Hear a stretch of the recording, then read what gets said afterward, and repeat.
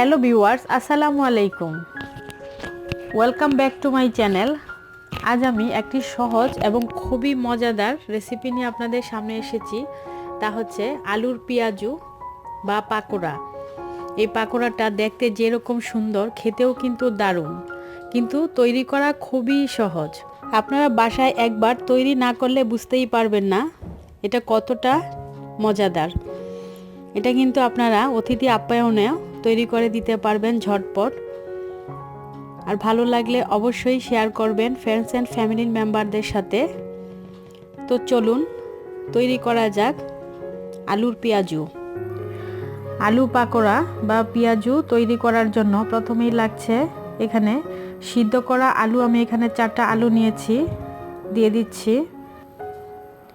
এখন আলুটাকে আলতো করে এভাবে একটু ছাড়িয়ে নিচ্ছি। বেশি করে মাখানো যাবে না। এখন এটা এক পাশে রেখে দিচ্ছি।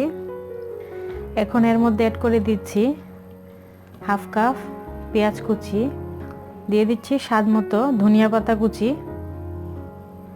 দিয়ে দিব কোয়ার্টার চা চামচ আদা পেস্ট, কোয়ার্টার চা চামচ রসুন পেস্ট।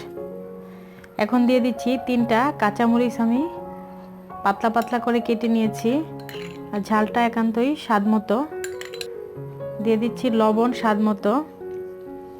এখন হাত দিয়ে মিশিয়ে নিচ্ছি।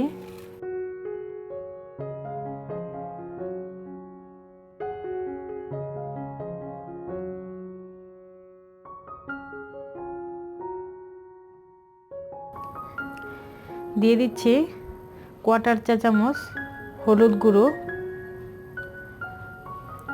হাফ চা চামচ জিরা গুঁড়ো,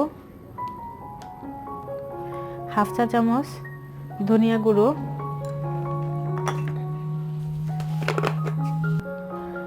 হাফ চা চামচ লাল মরিচের গুঁড়ো। এখন হাত দিয়ে মিশিয়ে নিচ্ছি। এখন আলুর সাথেও মিশিয়ে নিব। খুব আলতো করে মিশাতে হবে, বেশি জোরে চাপ দেওয়া যাবে না, তাহলে আলুগুলো ভেঙে যাবে।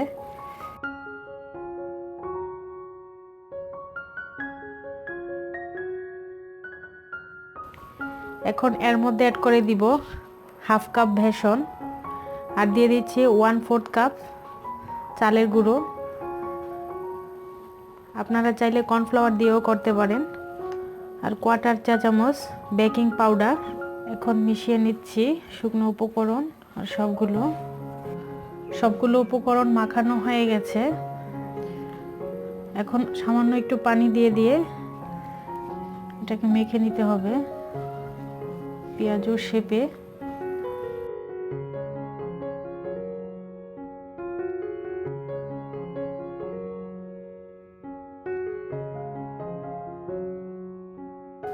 ফ্রেন্ডস, মাখানো হয়ে গেছে, দেখুন এরকম হবে। এখন এভাবে ছোট ছোট করে পেঁয়াজের শেপে দেওয়া যাচ্ছে, এরকম হবে। আর এক্ষেত্রে অবশ্যই লবণটা দেখতে হবে ঠিক আছে কিনা, প্রয়োজন হলে লবণ দিতে হবে। আমার কোনো লবণের প্রয়োজন হবে না। এখন এগুলোকে ভাজার পালা।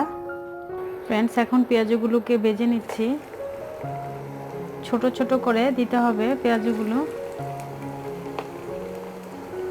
চুলার আঁচটা মিডিয়ামে রেখে ভেজে নিতে হবে।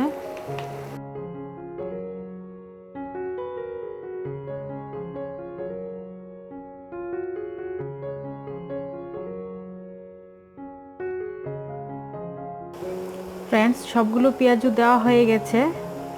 এখন চুলার আঁচ মিডিয়ামে রেখে আমি এপিট উপিট করে ভেজে নেব।